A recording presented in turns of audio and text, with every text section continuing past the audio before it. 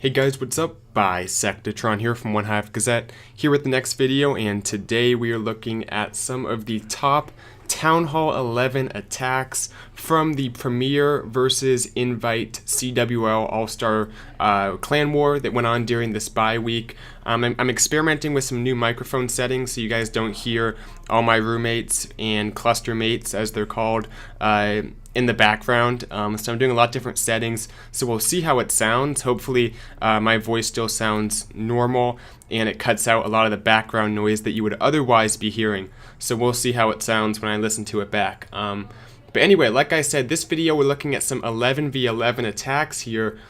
Starting with this one, we're also going to take a look at a few dips just so you guys know what's going on. The purpose of this video and a following Town Hall 10 and Town Hall 9 video from this war is going to be basically two purposes: to show you guys some awesome attacks, some different attacks, but also to show you guys what's the best stuff, what's the most popular stuff, just like my attack meta videos tend to at each Town Hall level. So this one here is your typical 11v11 3-star composition. It is the Maslach Loon with the clone spell right there, Warden's ability, perfect rage over those Inferno Towers. Could have frozen both of them if you wanted to. You can reach a freeze, I think, if both Infernos are touching the Town Hall, but elected not to. The Warden's ability is even better than a freeze, so no point.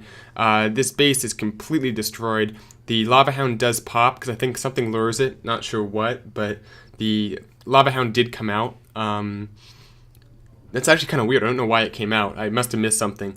But the Lava Hound comes out, the minions deal with it, and this one is over. Nice attack to, this is unpronounceable name from the Invite clan. By the way, if you're wondering how the war went, you can see right here the results, 140 to 132. A few people did not use either of their attacks, so we swagged a few attacks. But it would have been a lot closer if it was a 100 out of 100 for us, but not the most competitive war, kind of just for fun. This is the one other 11v11 3-star we're going to look at today. Of course, it's going to be that same composition that we know works against these Town Hall 11 bases. Oftentimes the symmetrical bases with the expos on ground and the air defenses nice and central in those four corners of the base, kind of. One thing to point out is that as people are adjusting their bases to defend dragons, they're putting the air defenses deeper in the base. At one point, they were farther out, or they were all on one side to make an 11v11 3-star more difficult, but they moved back to their normal locations more to try to defend dragons, and that's reopening possibilities for 11v11 3-stars that otherwise were more difficult, with the air defenses being offset or in the corners. But right now in these bases, they often are central and providing a lot of tanking on those wizard towers, archer towers, and oftentimes the expos aren't even in the equation because they're on ground only. So this was a very nice attack here. Great clone spell on top of the Inferno to add some loons to the mix there, and then everything moves through towards the top here. Eagle goes down. At this point, there's not a whole lot that can hurt the loons. That Warden's ability saved it way towards the end. I think it couldn't have been the skeleton spell that lured out the CC. It must have been a hero or something like a wall breaker. So the Lava Pups, I think, are going to pop the Hound once again, but once again, not a big issue. Has plenty of troops to deal with it. And the balloons are kind of in a weird marathon here between defenses, but eventually they will get these last defenses taken out. Right there, the Lava Hound pops. We'll fast forward for sake of time, because this one is over. Loons take out the last few defenses here. A little bit close, actually, but the Wizard Tower will go down, and that will do it. Nice 3-star to Jethro. Not sure what clans these guys are from, but this is another Invite clan. Let's take a look at two dip attacks that I think are good, new type strategies, not the typical stuff that you guys see all the time, not the miners. We see miners and dragons being two of the most popular. We also see hogs being somewhat popular. This is the bowler miner combination, whatever you want to call it. Something I haven't seen in like a long time, but has gotten more popular, I think, just in recent times. Basically, it's like a mass combination of bowlers and miners. You have the jumps like you would for any kind of kill squad with bowlers, but you also have the heals for the miners. 2 jumps, 2 heals, 2 rages. Excuse me, all for these troops. And it's basically a mass attack. You're dropping all this stuff at once almost. So there's the jumps, getting them down early because they last for so long. Miners on the sides to kind of clean up the sides of the base, and then the bowlers and heroes up the gut.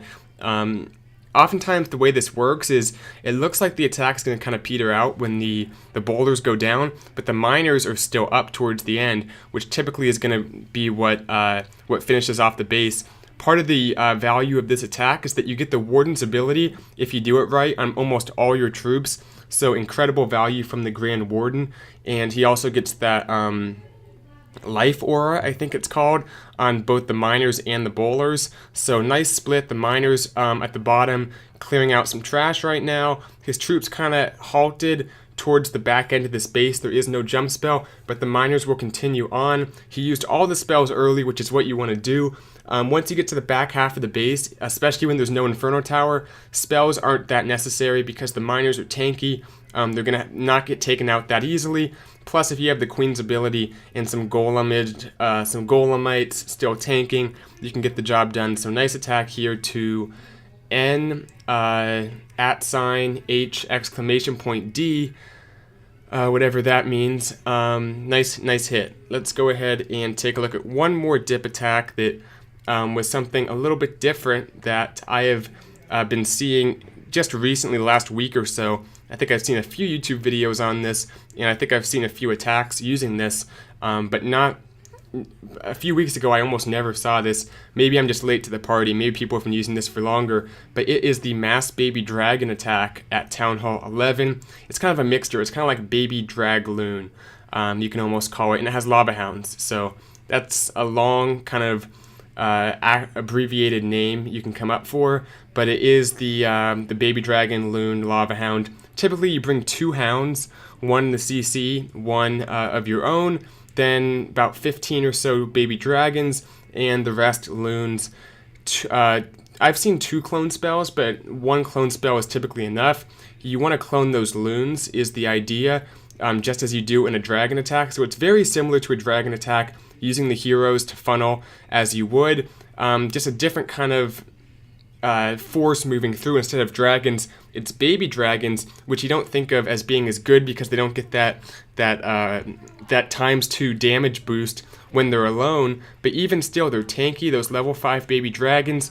And once they do start to run out, and one of them is alone, it automatically gets that ×2, whatever you call it, the baby boost or whatever, I don't know what you call it. It automatically gets that. So if the baby dragons start to go down, they get even more powerful, which is part of the strength of this attack. But look at how many baby dragons he has left up.